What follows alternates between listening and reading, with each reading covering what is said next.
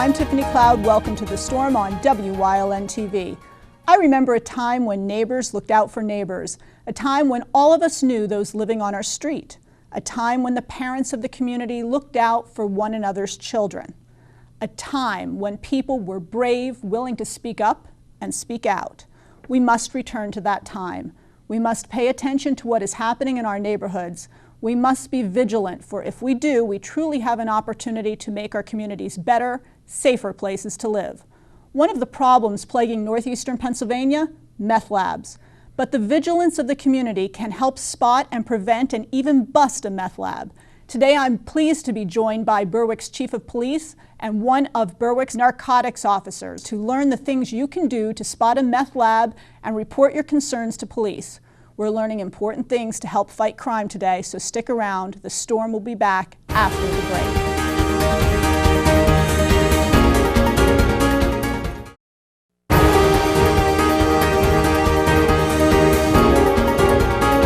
Welcome back to The Storm. I'm so pleased to be joined by two members of the Berwick Police Department today. I have the Chief of Police, Ken Strish, and I have Narcotics Officer Brandon Schultz. Thank you for joining me, both of you. Thank you for having us. Appreciate it. Well, you know, when I grew up, Berwick was known for great Christmas decorations and one of the best high school football teams in the nation. Right. And unfortunately, times have changed a bit. You still have the Christmas decorations, and you still, I know, are a big football town, but things have changed, and certainly crime's been on the rise. Can you give us a bit of a summary as to what's been happening in Berwick in terms of crime? In the past year and a half, roughly, we've had over 40 methamphetamine-related incidents occur. And because of that, we have hit the label of Methwick. So it's unfortunate, but the production of methamphetamine is rampant right now in the borough, has been for some time. But over the last couple of months, we seem to have a handle on it, and the production is becoming less and less. It seems the people that were involved in producing the drug are starting to move outside of our area. So I'm going to deem it a short-level success at this point. Okay, and we're going to definitely, throughout the show, we're going to, in a little bit, be getting into a PowerPoint where we'll be looking at the things to identify, well, first of all, how a meth lab is created, how the drug is created, but also what people in the community can look for. But before we get into that, I wanted to ask just some basic questions, because most of us out there, myself included, we're just law-abiding people that don't really have a clue about what meth is. Can you give us an overview as to what meth really is and the cost of it and why it's so desired by people? Yes, there's actually a lot of household chemicals, so it's things that are very easily accessible. It's not coming from other countries. You can go to the store, purchase things for a matter of $30 to $50. You can steal these items, and these items are very accessible to everybody on the street, and they can make their narcotics out of that. How price-wise is meth related to, say, other street drugs, for example? It is a lot cheaper. It is cheap to make, but it is also cheap to sell on the street compared to heroin, where for a bundle, which is 10 bags, you may pay anywhere from $180 to $200. For half a gram of meth to a gram of meth, you're around $40 to $80. Okay, so it's affordable. Correct. Unfortunately, it's Yes. affordable.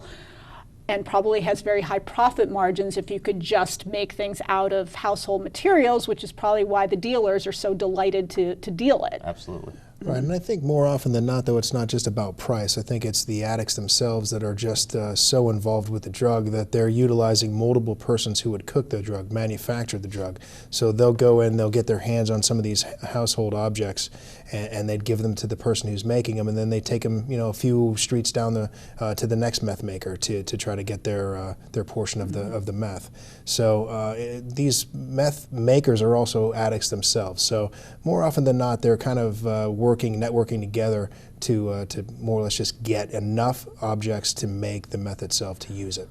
What does meth do to a person? It's one of those things where over time it will emaciate the body, but it is a constant go. There's a lot of different names where it's called go, zip, and it's just a recurring. So it's more of an amphetamine? Yes. Okay, so it gets you really amped up as Correct. opposed to mellowed out, Yes. and gets somebody very hyper, almost like cocaine does? Yes, you can go for several days at a time without no sleep. And again, as soon as they get high again, they can stay up for days upon days. The problem with that, though, too, is when they're utilizing these household chemicals to make the drug, to manufacture it, and then they're ingesting it, more or less this drug is eating them away from the inside out. So it's brutal, the side effects from this drug. Is there a particular age range or a particular person that you would say, you know, this is the more typical meth addict, or are you finding that younger kids are getting involved with it now? We're typically seeing in our area from ages 14 all the way up to 70 years old. Oh, so it's a huge range It is. of people. Yes. That's scary. Quite. And it's scary that it's starting so young as Yes. well. And then before we get into some of the identifiers and how it's actually manufactured and what people can look for, how difficult of a drug is it to get off of?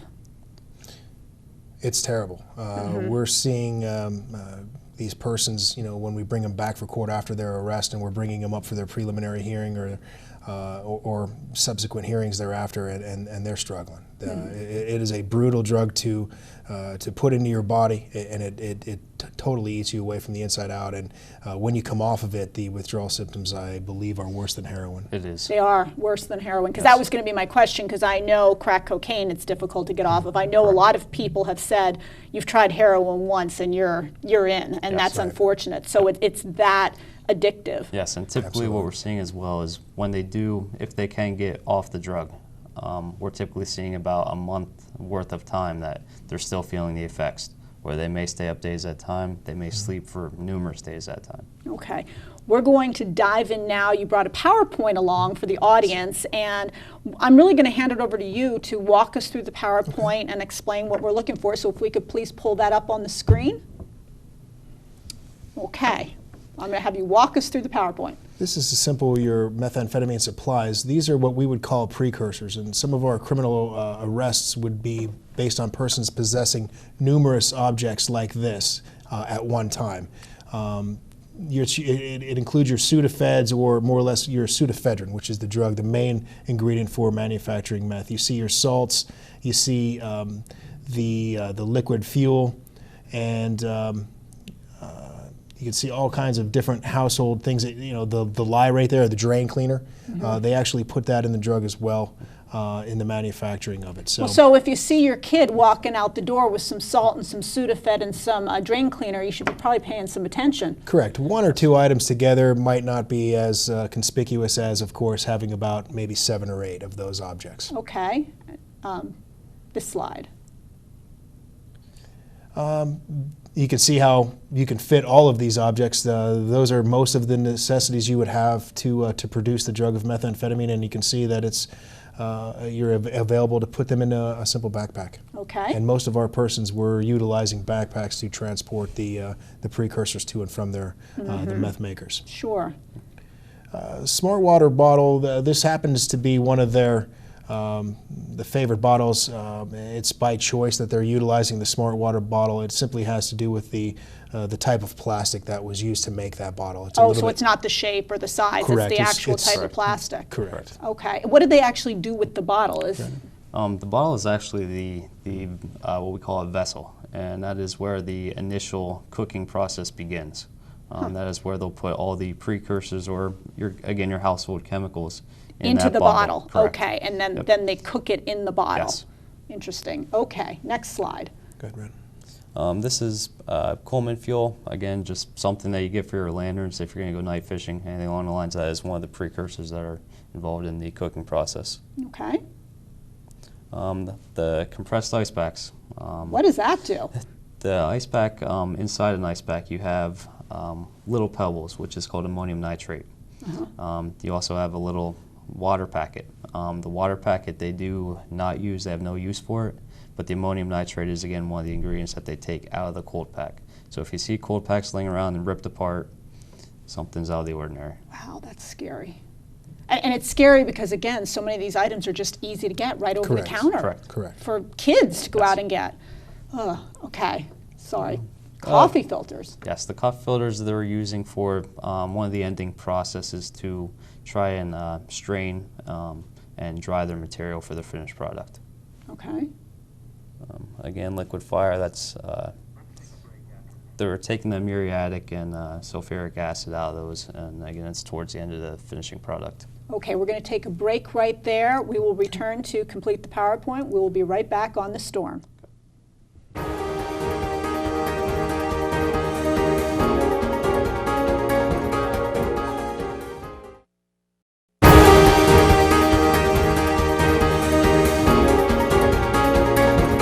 Welcome back to the storm. I'm joined by two members of the Berwick Police Department, the chief and one of their narcotics officers. Before we continue the PowerPoint quickly, we were talking during the break about a term called Smurfs, and it's nothing to do with the cartoon. What are Smurfs in this world? Smurfs are what we consider, Papa Smurf is our meth manufacturer, our cook. His Smurfs underneath him are the individuals we call that go out to get the ingredients to bring back to him.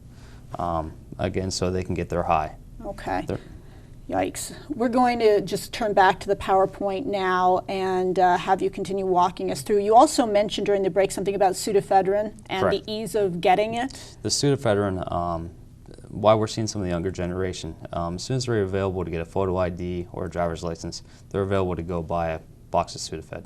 You're limited to the amount you can get in a day along with a month. Okay. And then you get what's called red flagged after a certain amount of time. But they will, that is the hardest thing to get, the hardest ingredient, so that's where the smurfing comes into play. They'll send their individuals out to get things at certain times. We've had reports coming back from very far away locations as far as Tunkhannock and up in the Scranton area, and these people have a Berwick driver's license, so like a Berwick address on their driver's license, and they're up there buying the pseudoephedrine or some of these household chemicals that they would use for the manufacturing of meth. So Unfortunate. They're certainly traveling. Unfortunate. Okay, we'll continue the PowerPoint now. The lithium batteries, they strip them down and they pull the lithium strips out of them, which is another part of the cooking process. Okay. The drain cleaner, again, is just another reacting agent inside the one-pot vessel. So that's something that they actually consume Correct. after they cook it. Ugh. Yes. Okay. Morton salt is for one of the finishing products is to cause a gas reaction. There are some of your materials that you need, again, for the finishing product. That's one way. The spoon, they'll put a little bit of the methamphetamine on the spoon. Just cook it over the stove. Correct. Put a little bit of water underneath it and boil it with a lighter to, again, ingest it. Some of your common packaging material that they put their methamphetamine in. Again, different brands of your pseudoephedrine. Okay. There's two forms we're commonly seeing, depending on how they cook and what ingredients they use. This is a powdered form. It's a little bit more moist, and the other form is more so of a rock form. Okay. Is it sort of the difference between like a crack cocaine and a regular cocaine, that one is snorted and one is cooked, or no? Not generally. It's just both. Again the difference in ingredients. Some will give you a harder form of it, and the other is more of a powder. Okay. This is a one-pot vessel that we were explaining. All those ingredients that we just went through, they're all put into one bottle. Once you put the lithium and water do not mix. So when you put those two things together, it will start a reaction to where everything inside that bottle will start cooking. And to be clear to the audience, we're not doing this to teach you people how to make meth. What we're doing is so that when you might see, for example, your kids leaving the house with these items, or when you might see your neighbor's home outside the garbage bin with these sort of packaging lying around, it's this is a wake-up call as to what to look for if you perhaps suspect a home or suspect a family member, etc. Okay. These are some of our, again, the leftover vessels. What you may see is a white, brownish, powdery substance in the bottom, and the ones with the tubes coming out are our gas generator, which is, again, part of the finishing product. Again, there's pretty much all the items that you need to make your entire product. Okay. This is one of our meth dumps that we've had within the past year, I believe, that we located in the borough of Berwick. As you can see there, all the ingredients are there, or at least what was left, and numerous of the one-pot vessels. This is another one from one of the investigations we had. You can see how easily everything's Fits hidden. in a backpack. Correct. Ay, ay, ay. Yes. What we're trying to show here is this is one of the one-pot vessels going wrong. All the ingredients are in there. The reaction started. However, the bottle they were using was a very thin plastic.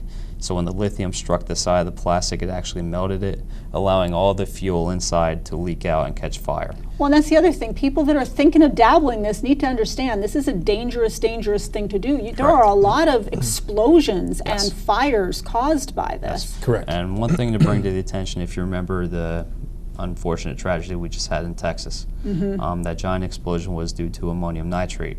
Ammonium nitrate is what we get out of our cold packs for the methamphetamine cooks. Wow. So you see the potential hazard and danger that is involved in this cooking process. Well, and I would also imagine it's a danger to the community when there's fires and those toxic fumes are going out, or even just in the cooking process. You know, if you're living nearby, you could be potentially absorbing this, no? Correct. Right, and unfortunately we've had a lot of investigations where there were children in the home while they were cooking the drug. So it's unfortunate. We don't have the science yet as to what damage is being created by cooking the methamphetamine there, and those that are getting it secondhand.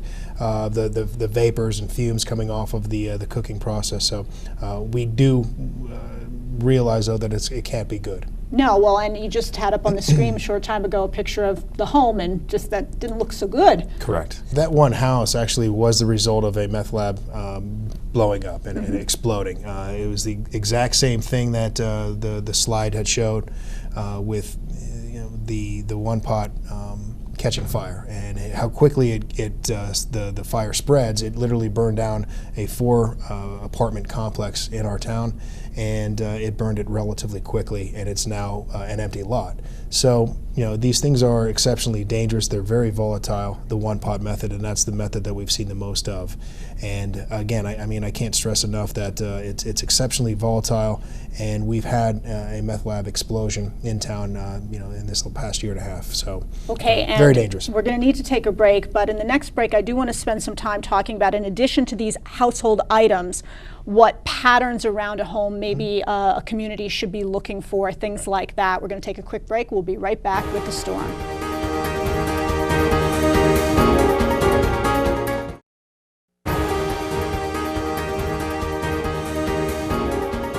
Welcome back to The Storm, where we're talking about meth labs, which is a fascinating topic, actually.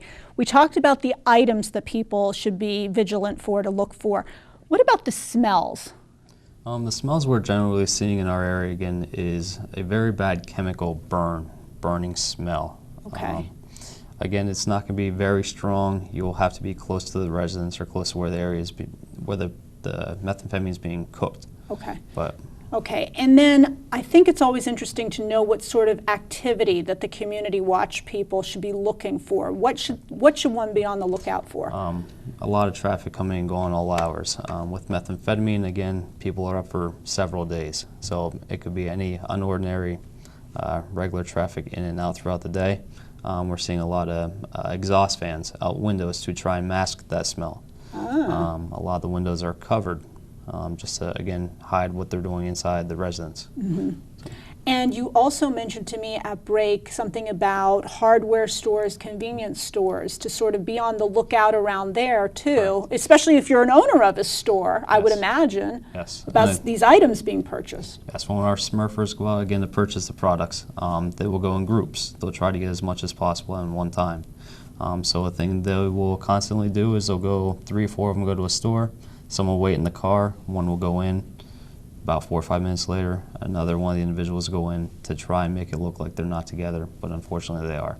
And one of the things I was speaking with the chief about at break is, the possibility of getting grants or, even private donors in the community to help maybe get some cameras in the area to do some surveillance of these areas as well. Right, and I'm currently looking into trying to get some grants for that type of equipment. We're looking to get some video equipment and strategically place them throughout the borough to help us be able to do what we need to do.